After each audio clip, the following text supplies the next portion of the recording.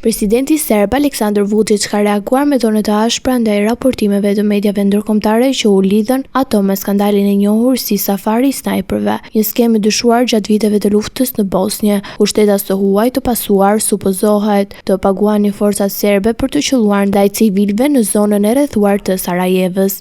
Deklaratat erdhën në një intervistë për televizionin proqeveritar Informer, ku Vučić mohoi çdo përfshirje dhe shtoi se ku në jetën e tij nuk ka mbajtur një pushk. Ai sa akuzat i janë fabrika të plota, duke theksuar se dispononin qizime dhe dëshmitar që sipas tij e refuzojnë plotësisht këtë histori.